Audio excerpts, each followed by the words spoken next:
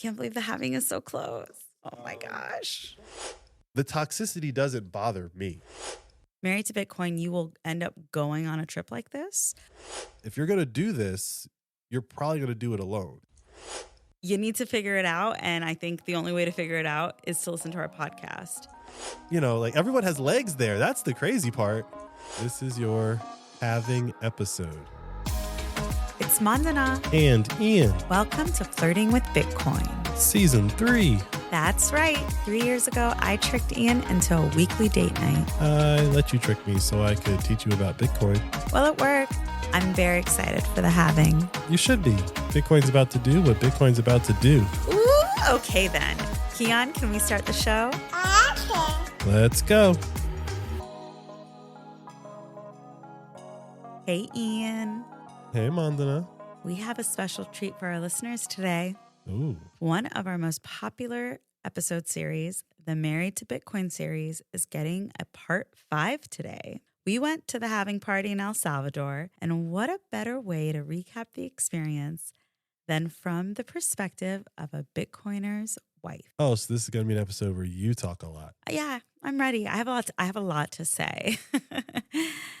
I'm excited. All right, before we do that, let's say hello to everyone. Hola, Spain. Namaskara, Nepal. Guten Tag, Germany. Hola, Brazil. Sawadee, Thailand. Good day, UK. Good day, Canada. Hola, Argentina. Buongiorno, Italy. Namaste, Bharat. Kamusta, Philippines. Bonjour, France. Hola, Portugal. Hello, Indonesia. Hello, Netherlands. Konnichiwa, Japan. Batam, Poland. Zadrivet, Bulgaria. Hola, Venezuela. Good day, Australia. Hola, Mexico. What's up, Nigeria? And howdy to Texas. What time is it, babe? The current time is 839-252, and we're approximately 2,951 blocks since our last recording. And how many blocks till the halving? Well, we are sub 1,000 blocks. It's coming. Approximately 748 blocks to go. Ooh, my heart's kind of racing. Which puts us on 420. And probably when this airs, the halving will have happened. I would like to drop this on 420. This episode? Yeah. Oh, This okay. is your experience at the halving. Like, this is your halving episode. Oh, so we're cutting the line. Don't worry about the line. I'm a continuity person. It drives me crazy when people in movies and TV series mess up continuity. We won't be messing up continuity. This is your halving episode. Oh. And then the other one will drop on the regular scheduled time. Okay, fair enough. Yeah. I like that idea. Okay. It's what we're doing. I'm glad you like it. Babe, if I gave you one crumpled up dollar bill, how many acres could I get on sunny Bitcoin Island? Today, you could get 1,529 acres, aka Satoshis, on sunny Bitcoin Island. Now, let's talk about the Satoshi Price Index. Let's talk about what it means in terms of Bitcoin, the cost of things like eggs, beef, gas, cheese, and other things. Why are you talking like this? What happened? It's an advertisement. What note did I give you that you I'm just started trying talking to like that? The Satoshi Price Index. When something has a name, I want to give it some grandeur. Okay, that's Eggs, fair. beef, gas, cheese. It's That's the Satoshi Price Index. That's fair. I get it. Yeah. You Can did can we just can I live? Can we just agree that you did kind of switch up between the opening to that? I did. Okay, Because that's it's all. the Satoshi Price Index.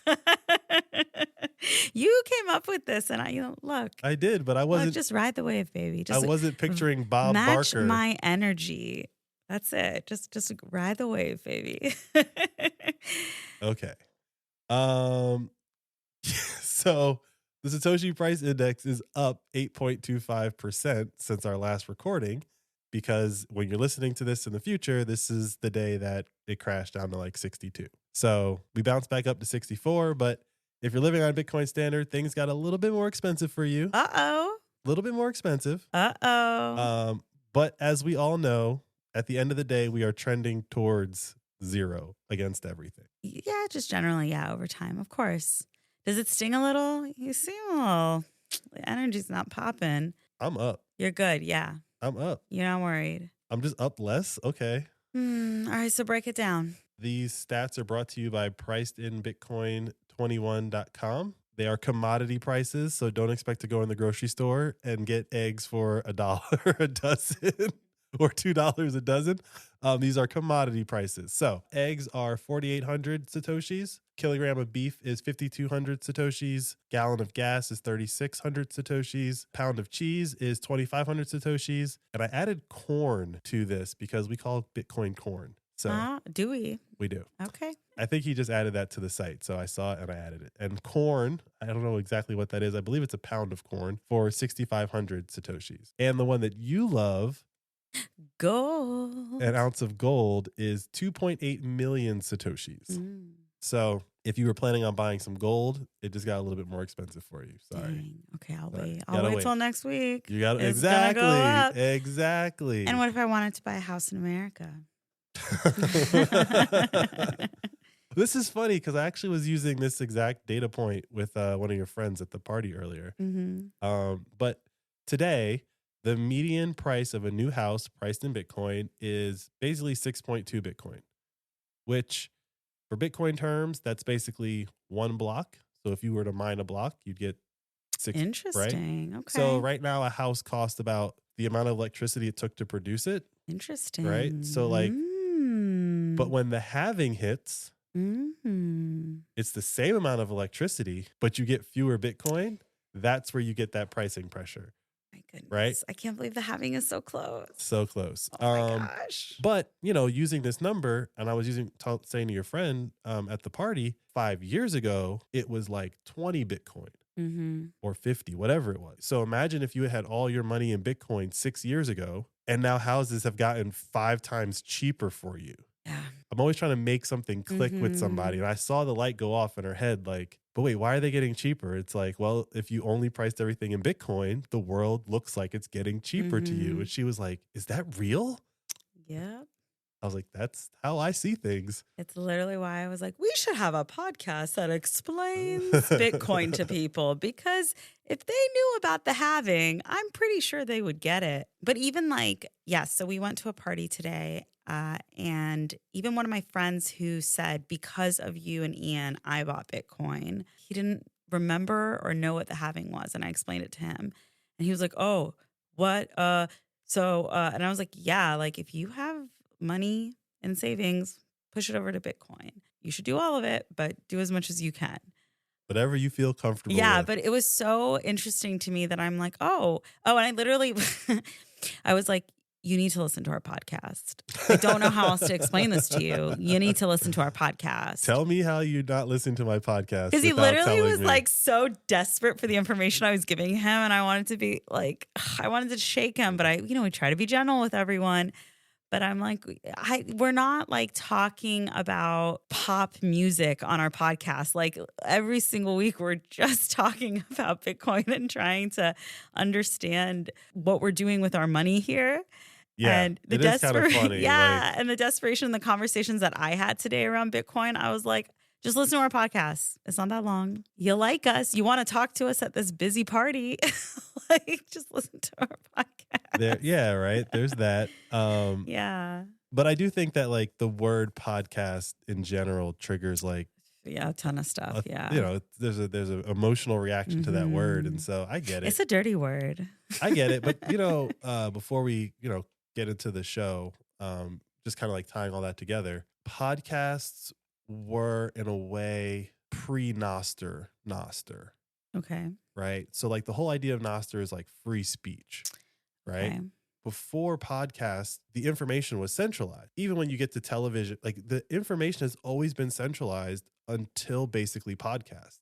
The internet, yes, but then podcasts basically created their own news distribution networks, right? And I guess podcast and YouTube were happening at the same time, but there weren't like 2 talk radio stations, and that could be all you could listen to if you wanted to just hear people talk about things. Well, yes, even when YouTube and podcasts are like going side by side, your podcast episodes can be like dropped if you do like video podcasts, right? You talk about the wrong thing, YouTube won't show it. Right. That's what happened during COVID. Podcasts, like we could talk about whatever we want. Come at us. Yeah. So I think that podcasts having this negative connotation is because it's kind of where all of the crazy people were. And so because now that everyone has a podcast, it's like even more commoditized. So I understand like when your friends are just like, they're not listening, they think a certain thing when they hear the word podcast. It's like, I don't know how else to give you the information. It's a show. You know, like, I know. Yeah, it's like we try to have fun with weekly it. fireside chat. Maybe we should call it fireside chat. Yeah. And then they'll brown bag session. Right? Like whatever you gotta call it. We have a weekly Zoom meeting call, whatever gets you to show up on time. Yeah. But no, it is like I noticed that like people kind of are just turned off by the word. But I will say today with whoever I talk to, I mean, I'm very like, you need to do this. You need to do this. You're either gonna do it or you're gonna wait to do it. But like I can't tell you casually do what you want. Like I'm going to give you the advice that I think is right. Like this is going to be a short conversation. It's like you need to figure it out. And I think the only way to figure it out is to listen to our podcast because I can't imagine you going and doing any of this work yourself. That is the point that I was making to your friend. Yeah. You're a smart person. I know you're a smart person. Everyone around you says you're a smart person. If you knew everything that I knew, you would make the same decision. Exactly. But what I know about you is that you're not going to do the research that I did to have this level of like understanding because you're the smart one. Yeah. So like you're the one that knows that you should be up on everything and people come to ask you questions and it kind of like, she didn't agree, but she kind of was like, oh, yeah, I guess maybe. Yeah, your ego's in the way. And I was like, but here's the thing is that like we've even identified you in like the circle of Bitcoin life. I was like, you're the yuppie elite, center of the article. And I was like, read this. Good. This is you. Yeah. And then after you've read it, listen to my podcast. Yeah. You know, and I think this is what we will kind of like transition to talking about today. Maybe it's podcast culture, but I think it's Bitcoin culture. And for better or worse, Bitcoin culture that exists right now is not encouraging other people to join. I do agree with that.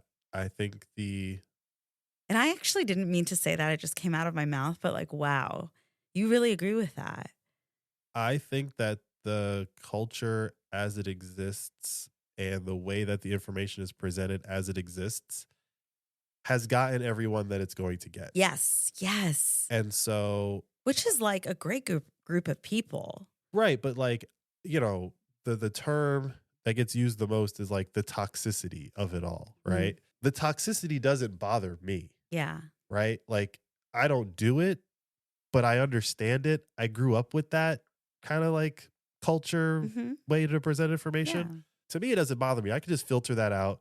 Some people, I actually enjoy how they do it. Other people are just not good at it. So there's that. I think that the way the information is presented the majority of the time now has pretty much gotten everyone that it's going to get. And now you need to start trying to get other people with different ways. And so that's why I think that like the show that we do, which is not so much anti that, because I'm technically still doing that, but it's a much softer way of giving the same information. But like you just said, it's going to be a short conversation.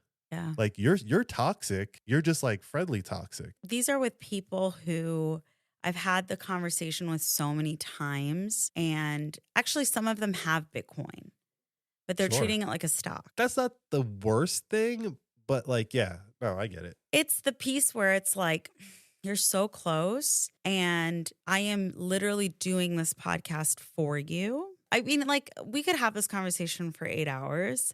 And I feel like it was a conversation that I was initiating with a lot of people that I met on this trip because I was like, what's, your experience with the people in your life right now? Yeah, it's just fascinating to me. And like I was really immersed in Bitcoin culture in a really interesting way at the Halving party.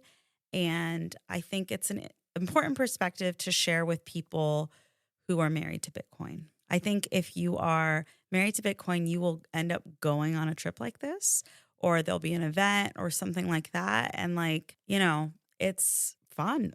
Like, I think it'll be an interesting time for you.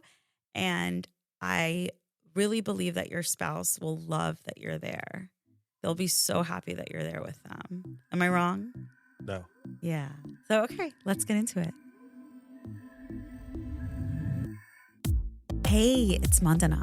We're in season 3, The Halving, and I'm making sure we drop a new episode every week. We are dreaming big for Flirting with Bitcoin, and the only thing standing in our way is time and money. Let me be transparent and talk real numbers. Through Value for Value, our listeners directly paid us 100,000 sats in season 1. Season 2, we made 1 million sats. Of course, now we gotta see if we can 10x again and reach 10 million sats this season. Hashtag relationship goals. If we earn 10 million sats from the work we put into this podcast, it'll be the sign that one of us can do this part-time, maybe even full-time. Send us Bitcoin or shop our merch store. It all helps with the goal. You can also give us an old school shout out on social, listen to us on your favorite Podcasting 2.0 app, or make and share clips of the show. Your support in any form is value we appreciate. Go to flirtingwithbitcoin.com/support and let's experience value for value together. I'm really excited to hear Mandana's rendition of the trip. But before we get into that, we got a little house cleaning. So, first of all, House cleaning or housekeeping? I keep saying cleaning. I've got to do better at that. We have some housekeeping. It's such a weird thing that people say in meetings because it's like how they trick you into thinking that work is a family. They call like business items on like an agenda housekeeping. This is how they get into your brain. Sure. Except like we're husband and wife, so housekeeping makes sense with us, but it's not housekeeping. This is internet stuff. Podcast keeping? Podkeeping. Podkeeping. I'm going to think of a better name for that. Sounds great. While you do that, let me run through the housekeeping. So as you've heard, we have a merch store. Check it out, store.flirtingwithbitcoin.com. We just got back from the Halving party, got a lot of great comments about the tanks and Mandana's hat. So check them out. This one guy tried to buy my tank off my back while we were just like out at the pool. We also have a Telegram group. It's t.me/flirtingwithbitcoin. I moved all our stuff onto YouTube finally. So we have a YouTube channel now. Great job, babe. Thank you. YouTube.com/we are at Flirting with Bitcoin. We got the whole thing. It was still available. I also put our stuff on Wavelake. So Wavelake is another like value for value platform similar to Fountain, but you have to actually upload the episodes there. So I put them on there. As usual, we're also on Twitter, Flirting with BTC. I'm on Twitter at Onesian. That's Onesien. We're on Instagram at Flirting with Bitcoin. We're on Nostr, link in the description. And as always, we have the newsletter, which is www.flirtingwithbitcoin.com. We're also on TikTok, guys. I'm trying, but we'll talk more about that later. All right. So we went to El Salvador. We had a direct flight. We had BitDriver pick us up. We went to a resort and we stayed there for 4 days. Those are all facts. And then BitDriver took us back to the airport at 5 a.m. That is also true. Like MVP right there. And we took a direct flight back home. In and out. That's the trip. I mean, but I'll say like just generally that was great. Like that whole experience was great. The flight was great. The transportation was good. Seeing the country was really interesting. The resort was great. I will say that like generally where I've traveled has been very similar to El Salvador, but obviously like much more developed. It felt very comfortable there. It felt like a place that I visited already. Okay. You know what I mean? Uh-huh. Yeah. So like it was a very comfortable country to be in just generally. I felt very safe the entire time. We didn't really go. Oh, we did stop in El Zante. What am I saying? We stopped in El Zante for a second. Uh-huh.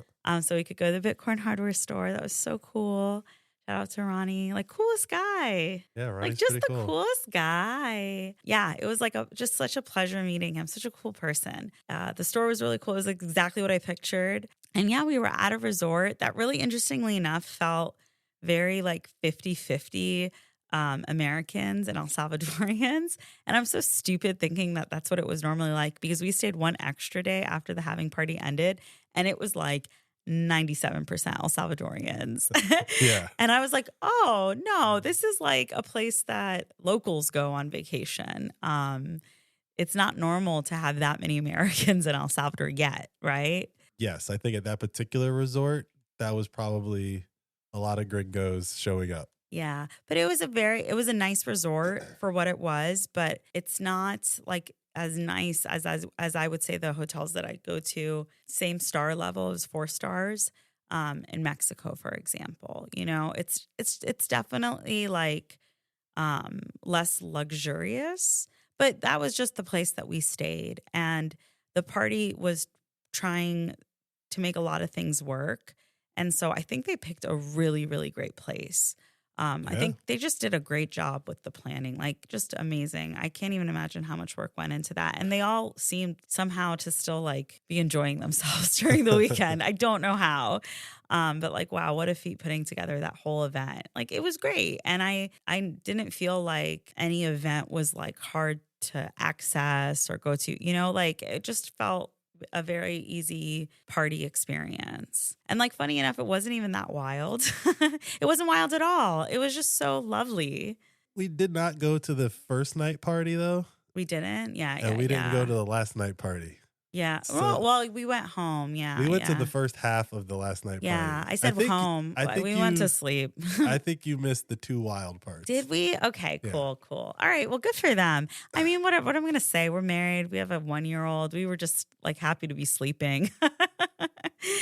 Yeah. But like, still, it didn't seem too crazy. It was a really like respectful, chill, nice crowd of people. Yeah. Yeah. And like that was the really cool part. Like I will say most of the people that I met, men who I met that I like really vibed with, I was like, you're exactly like my husband. I felt like I was talking like different versions of you in the metaverse. I swear.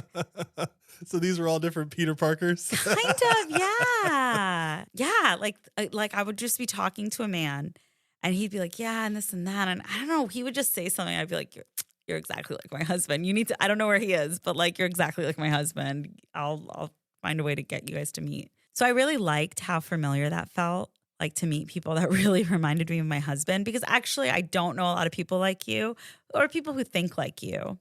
And so I just really liked that. And a lot of the people that I talked to in general, I would ask them like, if you're married, like, what does your wife think about all of this?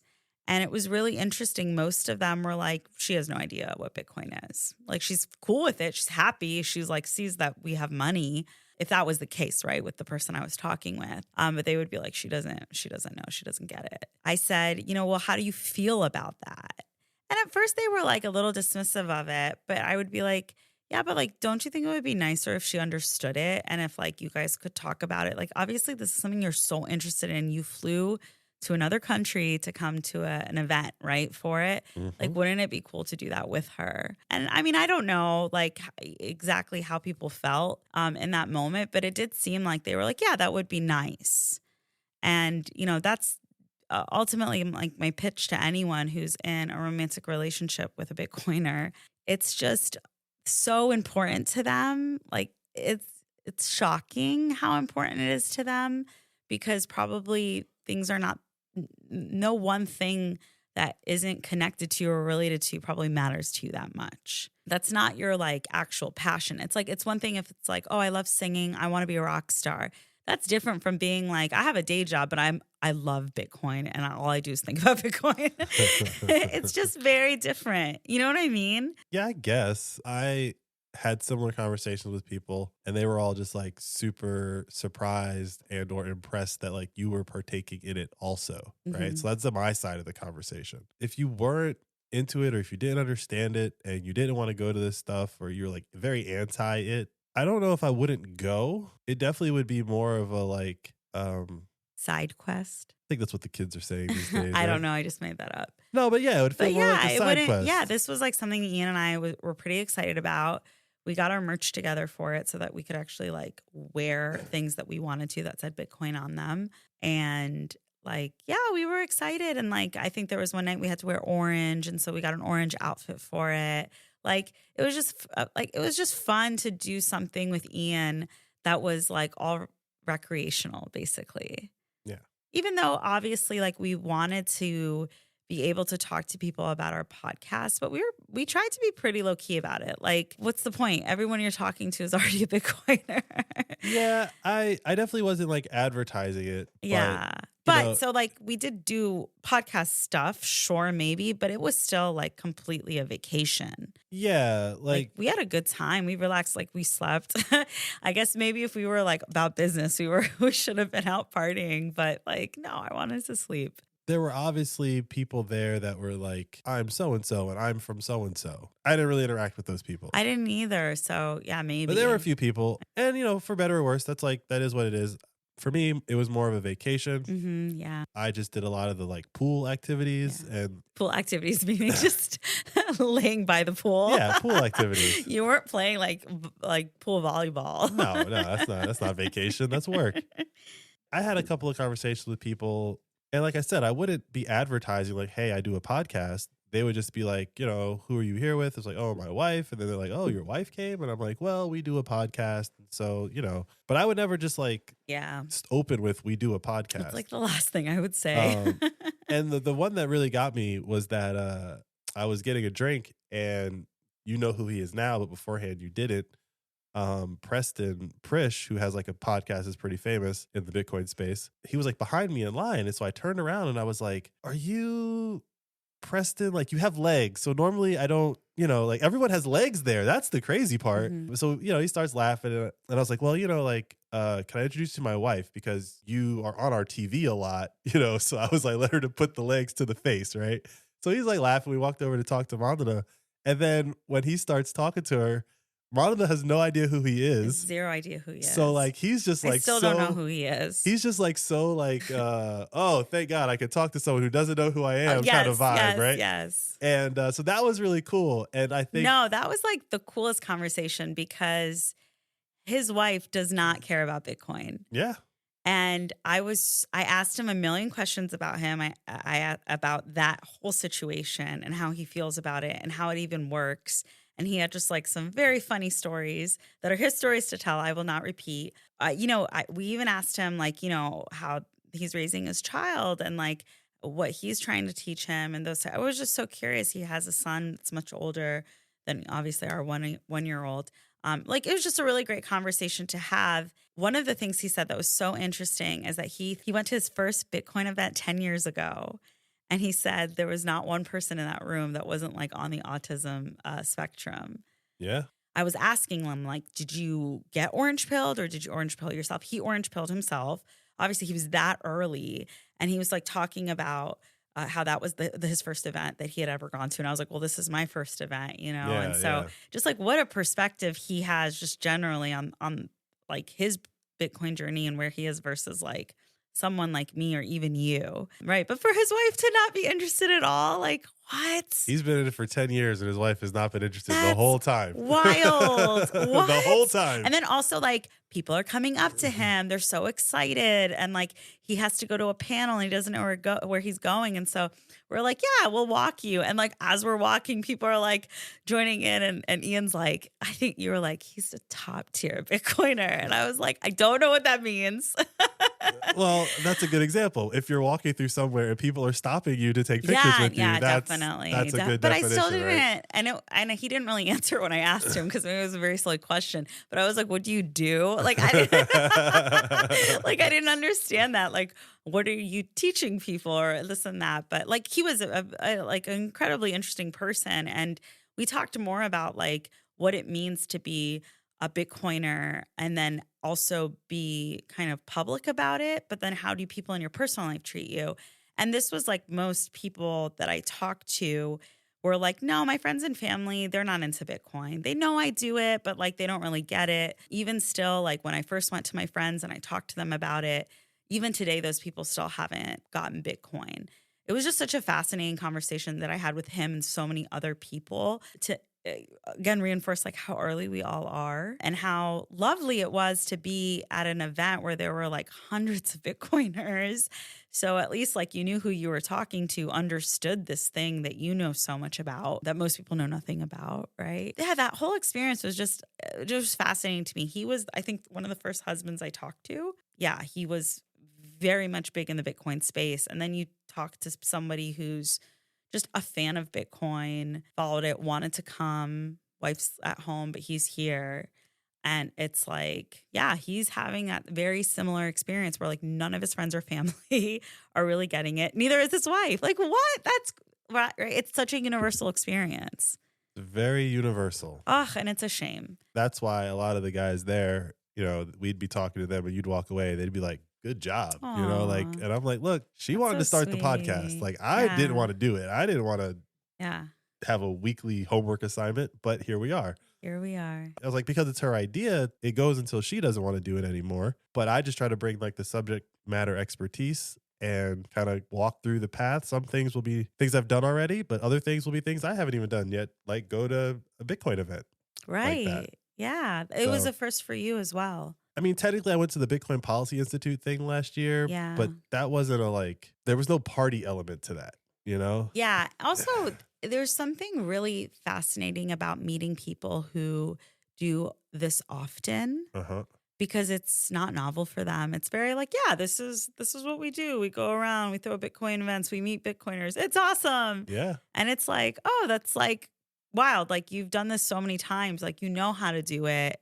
And you know how to really enjoy it and probably get the most out of it. Whereas like we were just like, whoa, this is so interesting. Whoa, you like Bitcoin too? How long have you known about Bitcoin? It's like, I'm here. What do you think? What does your dad say? Does your dad think you're crazy? Like literally those are the conversations we were having with people. Well, I think that for you, the thing that was most important is just you get to hear it multiple times that it's like, no, this is really how it is. Yeah. Because like your podcast is a theory that's how it is.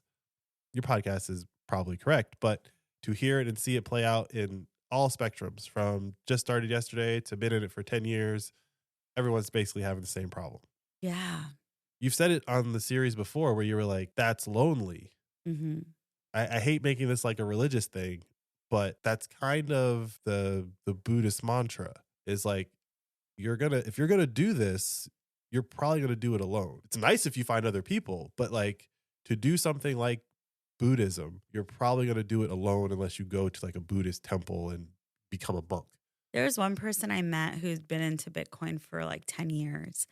And he told me that nobody in his life is a Bitcoiner. He doesn't know any other Bitcoiners. And he finally was like, I should come to a Bitcoin event. There you go. He was just like a really interesting person who was taking it all in and really was not trying to get anything out of it, but was like just trying to finally immerse himself in it. But he hadn't worked in 5 years. That's the life. So imagine not working for 5 years and like no one really admitting that, like, I don't even know if he's explained it or told people, but yeah. And he gets up and goes somewhere every day. They don't ask where he's going. And he said, and I said, well, what did people think about you coming out sober? And he's like, I didn't want to tell people, but I guess he had told his mom. His mom let it slip. And then people were like, and he was like, oh, I shouldn't tell anyone. Yeah. And I was like, wow, that's so interesting. Like, nobody in I would say our families weren't worried because they knew it was inevitable. A couple of people before and after have been like, whoa, I didn't know people go there or it's not safe. And it was so interesting to me that certain people also said that, like, yeah, their families were worried about them coming to the Halving party. Similar to Bitcoin El Salvador, something people don't understand. Mm-hmm. So there's going to be some confusion and are you sure, right? And like, I don't know, he's doing a weird thing. He's buying Bitcoin and going to El Salvador. That sounds crazy. But the other thing that I thought that was really cool was we got to meet a listener. Yes, we did. So like, how else are we going to meet a listener unless we go to these events, right? Yeah, it was so cool. We met him. We met his wife. We met his daughter. It was wonderful. We got to spend a fair amount of time with him. And it was just really cool meeting someone who listens to the show. Yeah, like to me, that was the coolest part. Yes, like, it was, yeah. Talking to Preston was just kind of like, it was so funny how it happened that it'll just be a funny story forever. It was a very, I mean, it's funnier for you. Yeah. I don't really still know who he is. It doesn't matter. That's the thing, right? That's part of the funny. But I know him as a person. I feel like that counts a little bit more. But that's why it's funny. Yeah. It's like Amanda still doesn't know who he is, right? Yeah, whatever. But like if you had sat down next to Michael Saylor, you would know who he is, right? Like you've seen Michael Saylor, you got the idea, right? Okay. So like it'd be fun. It's not the same, but it's the same. It'd be like, and she still doesn't know who Michael Saylor is, right? Like, yes. You look, this is how Preston was talking about his wife. Yeah. She knows who Michael Saylor is. She's not that. Yeah. But you know what? I was really thinking about this. There's so many women who say like, I don't know what my husband does, but like we have a lot of money. Yeah. I feel like it's kind of that Sure. energy and vibe. And I have no idea if these men are like workaholics, right? Like, I don't know if he's like working all the time and passionate about his research and doing projects and things like that in Bitcoin. So like, she thinks he's like working to make the money. Do you know what I mean? Versus like, no, they have a lot of money and he doesn't have to do the work. And he can do passive projects. I have no You're idea. Like, he doesn't have to do the work. He's just doing it for fun. Exactly. I'm not in the marriage. I have no idea. Okay. But I'm like, that's like part of what's happening in these relationships where people are, and that's what some of the guys would tell me. They were like, she knows we're good on money. Like, I would hear that phrase here and there, and I'm like, I get it, but like, this is more than money. Like, this is your personality, isn't it? Well, in a great way. It's like a big part of your lifestyle. Personality and your lifestyle, all of those things. It's a lifestyle. That's the biggest takeaway that I got from going to this was that it's a lifestyle. That's an interesting way to say it. Yeah, like It describes lifestyle for the spouses out there. You know, you said you had like a week to think about it. I had a week to think about it. Mm-hmm. It's a lifestyle in the sense that like there's a lot of different like cultures and subcultures that part of the lifestyle is this like what I've been colloquially calling the traveling circus. So like surfers do it. Surfers are always going from beach to beach. They talk amongst each other. They talk about what the best waves are. Oh man, have you been to so-and-so? Oh no, I got to get out there. Like, right? I observe a lot of that same behavior in Bitcoiners. Like we have all these events that are all over the place. Mm-hmm. Some people always go to some and don't go to others because for geographical reasons, right? So like if it's in Scandinavia, it's mostly the Scandinavians and them going. But then there's a group of people that are like, oh, I live in Brazil and I'm going to Scandinavia, right? Mm-hmm. And you see that person like all over the place. They're some of the loose links that like tie all of these different groups together. Yeah. And so when that person like comes, like Roger 3000 or 9000, but yes. Oh, sorry, Roger 9000. Lovely person. Oh my God, lovely, lovely person. And he's fam. He's half Iranian or half Persian, if I recall correctly. Or no, maybe they're Iraq. He's half Iraqi. Yeah. We're all fam. Yeah. And Babes in Bitcoin. What about? Babes in Bitcoin, like she helps those parties and events and like she goes to, yeah. Both of them like contribute to the international connection of those events. And, you know, I actually really think their ethos that I've seen kind of on their social media since, you know, going and looking at their stuff after I met them is such a fascinating point and one that like, I don't know if that's what I would be contributing to, but it's like, yeah, the tech business layer of Bitcoin, that culture is established. But there's more facets to Bitcoin as a community. Partying and spending time with each other and socializing and getting to know each other and just like building relationships. There's like immense value in that, but someone has to do it. And like the contribution that you bring to that is like also incredibly important. I mean, like just throwing dope parties. Making music about it. Yeah. And like making it so that people who otherwise have maybe not much in common have come together somewhere and like making it like easy for them to mingle. I think it's so beautiful and valuable, and it's probably the hardest part of all of it because they're not like running a nightclub. It's literally a traveling circus. Ooh. Bitcoin nightclub? Not Bitcoin nightclub, but like nightclubs I know. No, but like the nightclub travels. Yeah, but still, that's not easy. I didn't say it was easy. I'm just saying, like, that's a product that doesn't exist. That's like true. the Bitcoin conference travels. And then they play your favorite song. We call them poor. Yeah, right? We call them poor. But like people who store their currency that is not in how fiat. it goes. It's not how it goes. How does it go? You're close, but we call them poor.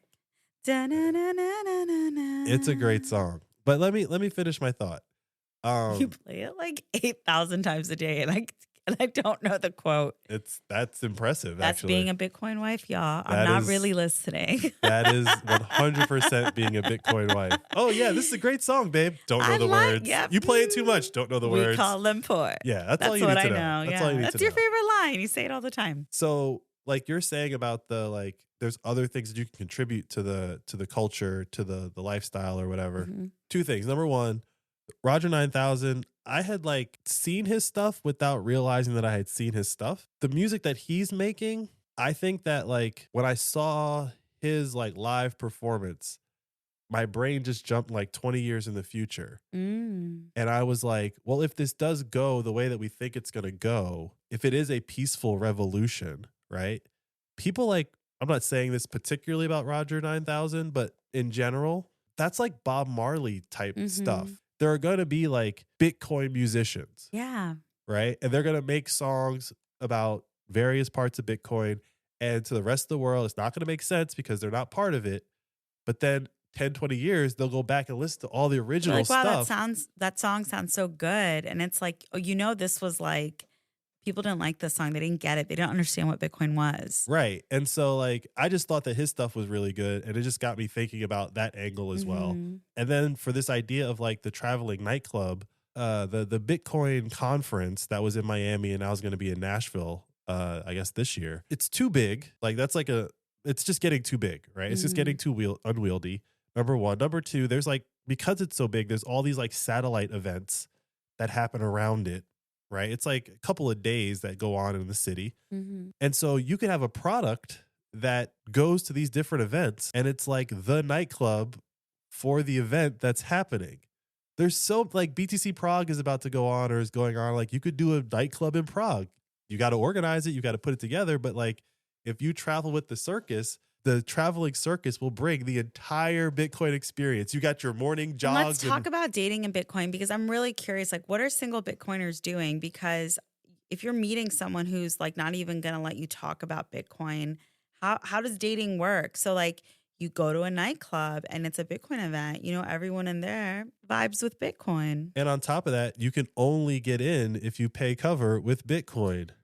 I love that. And you can only buy the drinks with Bitcoin. Or you can only buy the drinks with Bitcoin. So like perfect. The idea there though would be like, when we went to this event, there was like this morning stuff that people were doing. It's like a jog and like workouts and stuff like that. I'm not about that life on vacation. That's part of the culture. Totally. Right? You're right. And so like you got people that are bringing that part. Yeah. But then it seems like it's like almost like the event's job to provide the nightlife. And what I'm saying is that you bring that and say, no, your event is done at 7. Let the nightclub take over. Those are the professional people partiers. who've done it professionally. Like you don't have to figure out how to make the that. night great for everybody. Let us do that. Right, yeah. But like you could basically do one a month all around the world and you're just traveling with like a pop-up club. Love it. But it's only for the Bitcoiners and you're going to have people coming because they're there for the event. Yeah. The event funnels everyone to the nightclub, right? Or that's the after party. Like, Babe, boom, done. Sell the idea. So how do I make money off of this? We're not actually going to be doing this ourselves. I'm not saying we're going to do it, but I think that in less than 2 years, this will exist. Yeah, probably. Because, back to your original point, this next wave of people are going to have the same experiences going to events that you did, which is, this isn't really for me. It was not for me. And then they're going to start trying to think about how they can make the event better. And eventually someone will come to this idea or will hear this podcast episode and we'll just make it happen. I think that open source business ideas. Yeah. I think for free, take it do with it what you will. I never want to run a nightclub. Yeah. I was going to say, it's the hardest job. It is the hardest job to host a party. Like host a party, see how hard it is. And then hosting a party, do that for strangers. Yeah. And being a father. But I'm not saying the event wasn't for me, meaning I didn't enjoy it. But it was an event that was like, I think primarily designed by men for men. For example, like there was a cigar night, where like you met out and you smoked a cigar with whiskey. Like there could have been like a margaritas night or a dance lesson night or something, like there could be something that could get the crowd really going and engaged or something like that. Or maybe they did that. I don't know. There was a dancing lesson thing somewhere at that resort. That wasn't for the Bitcoiners. But It wasn't for the Bitcoiners. Yeah. it was for a multi-level marketing company. What? Yes, it was. Get out there and dance. Exactly. I'm not saying that they should have done that instead. I'm saying if an event was trying to cater to someone like me, they would have done that. And so there aren't enough Bitcoiners out there for an event to be catered to those type of people. So like we are still very early, and it's on, I think, the women to figure out that space. It's not on men. I think men put on an event that they know that they will enjoy. They do their best to make it family friendly and include women. There's nothing wrong with that. Like, I really want to make it clear that I think they did a phenomenal job. That doesn't mean that there shouldn't hopefully eventually one day be like Bitcoin meetup event vacations where like a lot of the things that are happening will be like really exciting, awesome things that I'll be like, oh, it's so cool. And I'm going to meet Bitcoiners that also really enjoy this. And that's maybe how I can make a friend.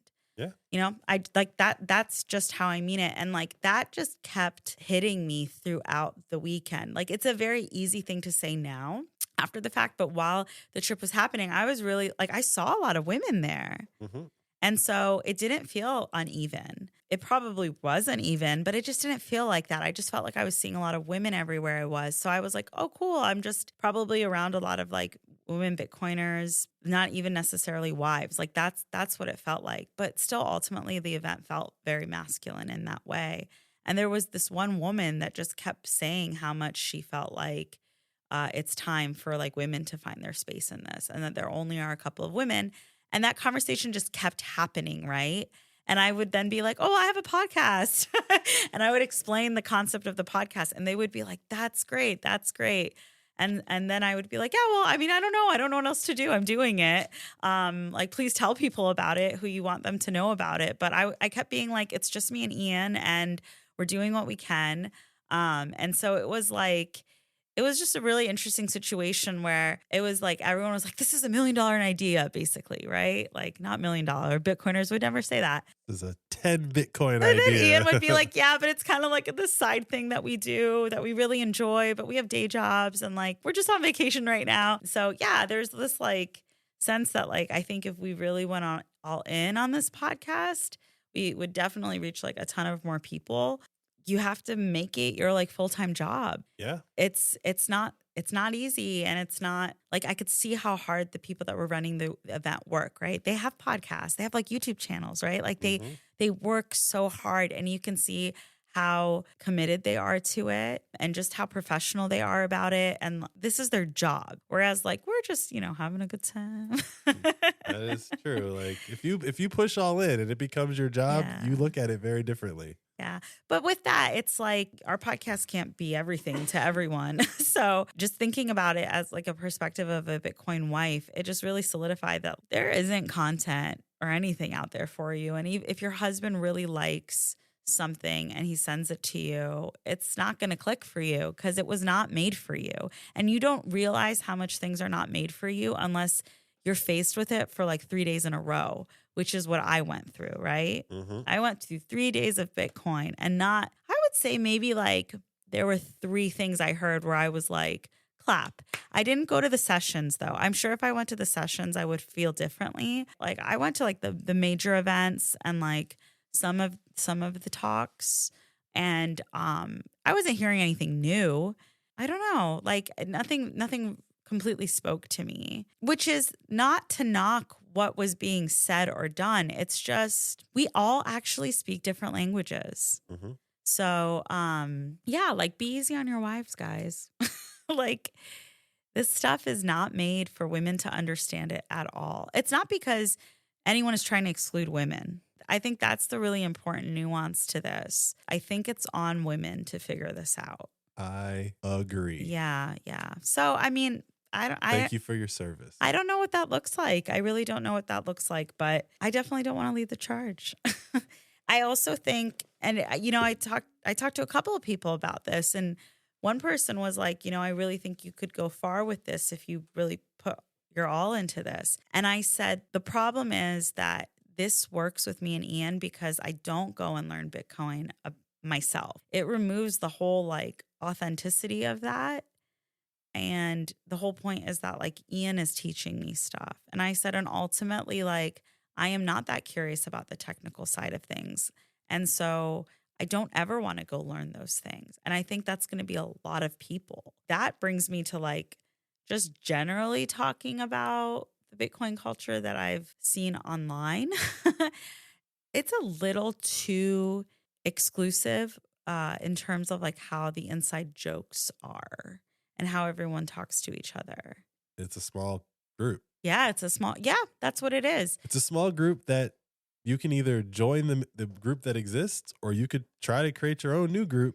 But I don't know. Yeah. This is like the social media problem until Nostr, right? So, everyone's on Facebook.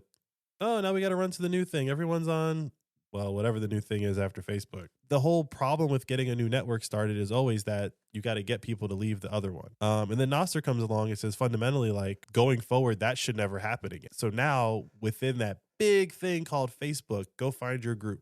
Mm-hmm. And you don't switch. You don't go create a new Bitcoin culture world. You're still Bitcoiners, but you're the sensitive Bitcoiners, right? And then you got like the philosopher Bitcoiners, and then you got like the financial Bitcoiners, and then you got like the insert whatever. Well, I wouldn't even categorize it that way. I just think it's like how into it you are.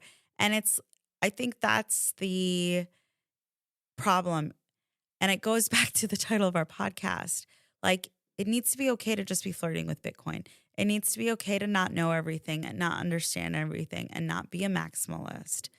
Like, that needs to be okay. And there needs to be a place where people can come and be that and it not be aggressive or snarky or, and well, that's not a comfortable place to be when you're strangers, but I think it's a comfortable place that you have to be when you're married. Well, what I would say is that if you go into the Bitcoin space on Twitter, yes, that is the case because there's a dominant group on Twitter and there's an algorithm that's like pumping whoever's getting the most traction. And so much negativity and snark and on Twitter, it's like a self-fulfilling prophecy, mm-hmm. right? That's why I think Nostr is kind of the place to be for new Bitcoiners, actually, because on Nostr, there's no algorithm mm-hmm. and what you see is solely dependent on who you choose to follow. Yeah. So if you choose to follow the people that are producing that stuff, you're going to see it. But if you don't choose to follow those people and you follow, let's just say, our podcast, well, our podcast itself doesn't really push out any of that stuff, right? And then me personally, like, I don't really retweet a lot of that stuff. So like, if you're just following me, you're going to see podcast content and some stuff that I might have shared with you. Mm-hmm. And so because there's no algorithm, it's easier to like enter the Bitcoin culture, I feel like, on Nostr than Twitter. Yeah, I agree with that statement. And there's, not going to say more women, but it's like, it's possible to find the softer side of Bitcoin on Nostr. Come see the softer side of Bitcoin. Yeah, you're dating yourself by knowing that song. You're dating me. Every day we're married. Got him. Hey gang, it's Ian. Let's chat for a second. Bitcoiner or not, I know we're all feeling anxious to save more money lately. But do you want to know why you're feeling that way? It's because you're still thinking in fiat. Seeing the price of everything go up in your local currency, that's what's driving you crazy. That's where all this anxiety is coming from. Meanwhile, the reality is everything is actually getting cheaper on Bitcoin Island. And you might ask yourself, how do I get to Bitcoin Island? Simple. Bitcoin Island is just a state of mind, and you need to train your brain to think in Bitcoin. Your first training exercise is to set a Bitcoin goal using the Satoshi Savings Calculator made by yours truly.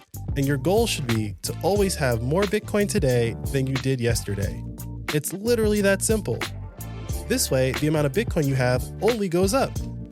And once you start to think in Bitcoin, over time, everything around you becomes cheaper. You'll be way more confident about the future. No more anxiety. Look, we don't need to overcomplicate this. You're still early, but you gotta be strategic. And you gotta unlearn everything they taught you about money. So go to flirtingwithbitcoin.com and train your brain to think in Bitcoin with the Satoshi Savings Calculator.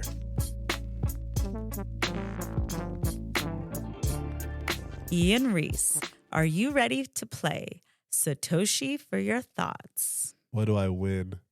A kiss From who? from me. Oh, okay. Just want to understand. Who else? Just want to. Who else? Keon? I can't make him kiss you. Maybe that's the prize. I know, right? Oh, Keon kisses are the best. Focus. Okay, Satoshi, for your thoughts. You ready? Sure. Do you think this series needs another part? Did we finish the conversation or is there more to say? About Going to a experience? Bitcoin event with your spouse. I think there's a lot of things that we could talk about. I don't know if we should harp on them. Yeah. I think what you've said so far has raised a lot of good points. I think these are the things that, your podcast, our podcast kind of will talk about. Because honestly, like the other ones no one's talking about this stuff because it's not considered important. Like the mission of Bitcoin is get everyone off of fiat as fast as possible because it's a sinking ship. What you don't like about that culture is that they don't have time for nonsense. Right? Like it's another way to There's a lot of nonsense, that meme stuff. Right, but the meme, I love me some memes. The meme culture, I don't know if you caught this, but like the Halving party was thrown by the meme factory. Yeah, I totally no. Making memes is hard. Okay, it's hard. It's hard. So my point there is, I'm telling you, it's part of the party aspect, right? Like literally, they threw the party, but like memes, jokes, those types of things, that's part of the culture. The memes become super inside, and you don't get to be part of the group until you truly understand the meme. Yeah. Versus like when I first came to Bitcoin and I saw the memes, I didn't really get most of them, but I knew that there was something there, and some of them would click more than others, and some of them would make me laugh. And now they all make me laugh. You have to understand the memes. And so because of this mission statement of like getting everyone off of this fiat. This is very like Yoda. The Bitcoin Yoda is like, you have to understand. Understand the memes you must. There you go. Before you can become a Jedi.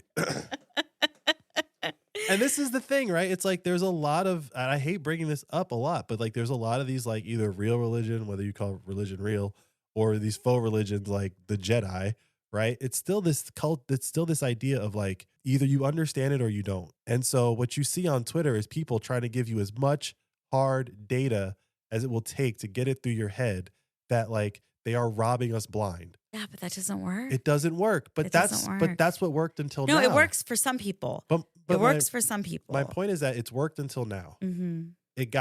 I feel like it's gotten the maximum. Yeah.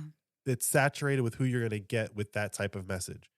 And then Mandana goes to a party, sees all these things and is like, oh yeah, but like if you just did it a little differently, you could get like this whole other group. Yeah. Well, now the conversation becomes like, do you want to change the message to appeal to more people? Or the toxicity part goes, we're not changing the message. You can do whatever you want to do, Mandana, but this is what I'm doing. Yeah. And I'm not saying that's how they're reacting. I think it's really interesting because if we were to change the message, a lot of people right now are talking about how it's impossible to buy a house. I'm not saying us change the message or me change the message. I'm not saying that. I'm saying the people that are doing that. Yes, I want to make a pitch to them. A lot of people are complaining about, oh, I can't save enough to buy a house.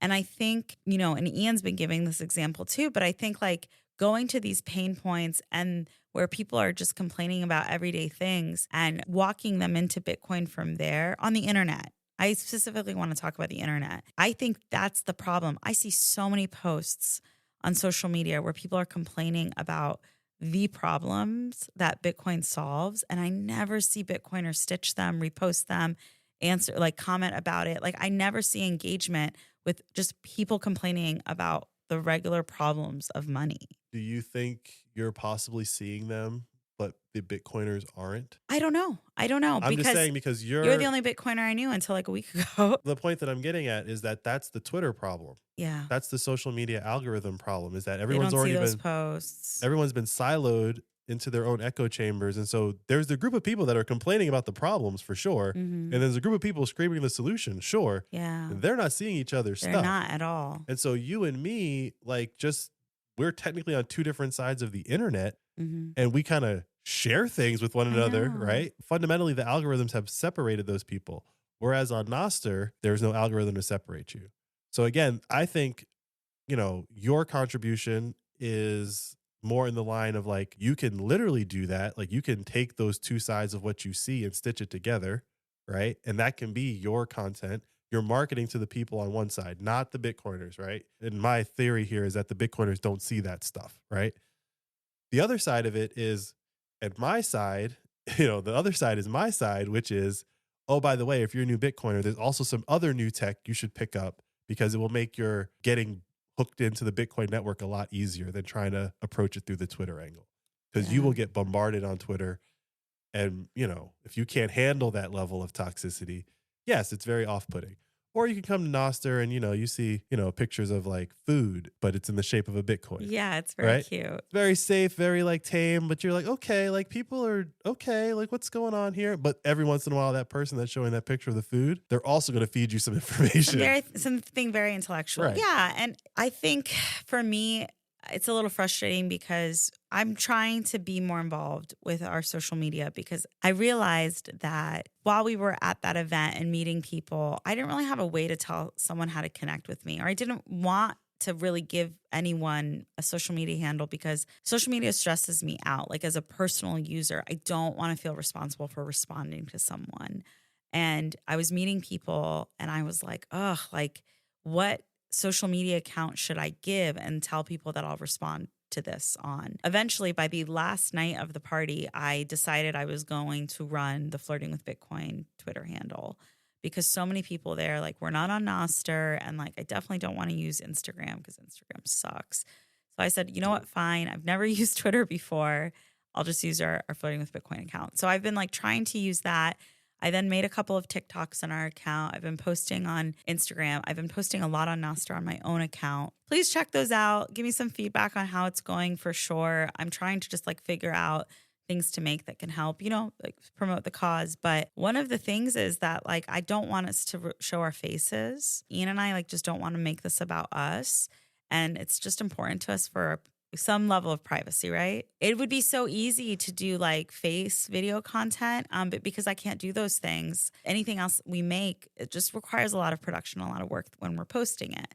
But again, it's just important to me that we don't show our faces because people are creepy on the internet. I just wonder why there aren't other people reaching out to the posts that I see. But yeah, like you said, they just like not at all be exposed to that part of the internet. Go on single mom TikTok. Go explain to single moms what Bitcoin is. It would save their lives. That is probably the best idea out of this podcast so far. I mean, like this is what I see posts all the time about people being like, how do you survive? How do you afford your groceries? How do you do this? How do you do that? And then like taxes, it's tax month, right? Like all of those things. But also like, I don't have the time. But if you're a full-time content creator, I really encourage you to like go to that part of the internet because these people are really smart. They're just busy and tired. And like, yeah, you have to speak in their language.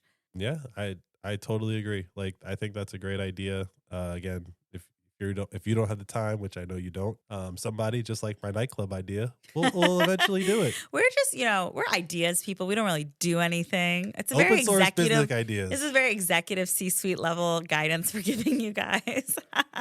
But yeah, I'm really glad that you got some great perspective last week about what a great wife I am. There was one thing that someone said that I did want to bring up, and maybe this is what we could talk about next. One of the guys that I was talking to said coming to the event made him less confident in Bitcoin. Yeah. And he said it, and it like took me back for a second. I had been talking to him for a while, so I kind of put together what I knew about him. And I was like, well, yeah, I can kind of see where you're coming from because you haven't lived long enough to experience the problem like internally. You just see it as like, yeah, I think these problems exist. People tell me they exist. And so this is the solution to the problem that I technically see but haven't lived, versus someone in their 40s who's like lived this problem for at least the last 20 years of their life or longer is like, oh no, I finally found the solution to my problems. I'm out. We sound crazy because we sound so convicted. This may not even work, but this is the first thing that's ever come up that might work. And I think that level of like, to someone who's like in their early 20s is like, okay, man, but like, what about the next thing? And you're like, no, buddy.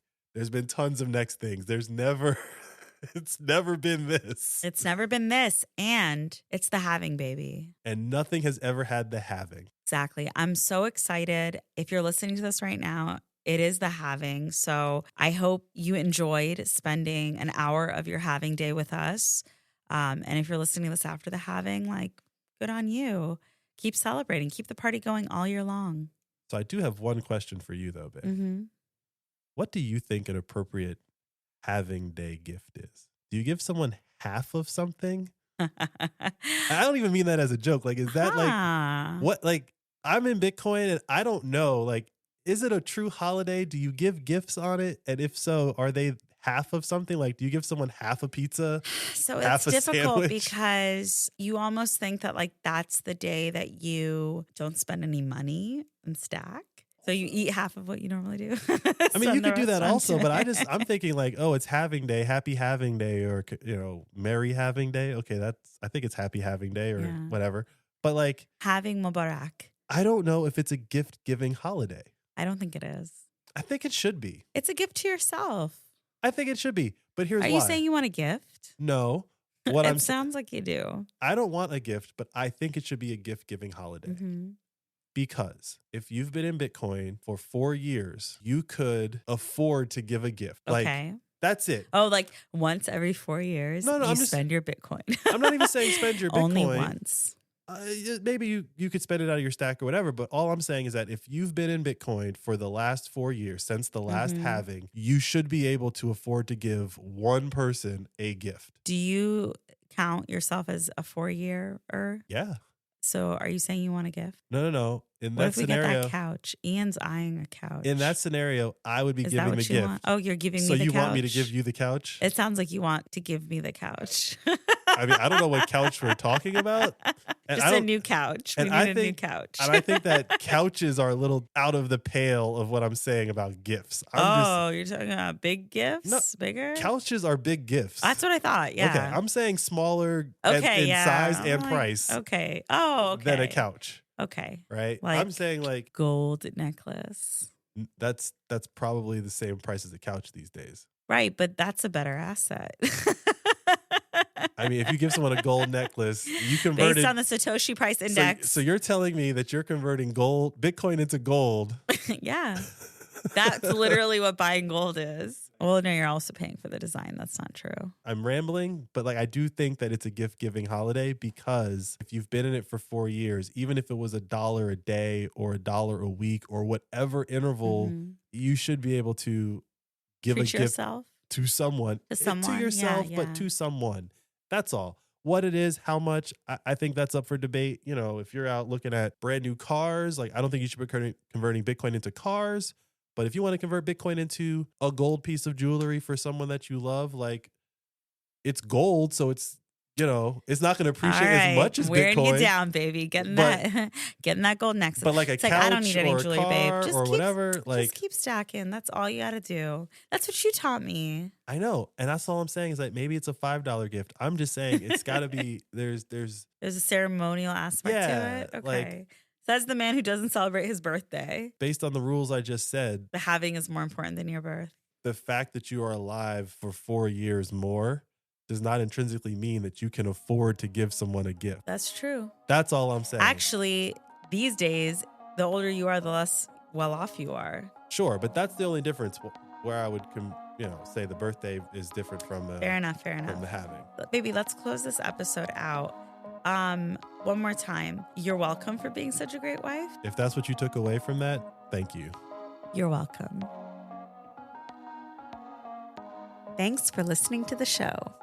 Now, let's get you set up on Fountain so you can start earning some money simply by listening to podcasts. Go to fountain.fm to download the app. Once your app is set up, search for Flirting with Bitcoin and hit follow. Listen to our show and episodes from your other favorite podcasts to earn your first Satoshis, which are fractions of a Bitcoin. And make sure to keep an eye out for our promoted episodes. You can earn up to 100 Satoshis just for listening. Pretty cool, huh? You can use those sats you've earned to send us a boost, like a little payment with a message. And I swear, we try to respond to everyone. Every episode, we shout out the top boosters.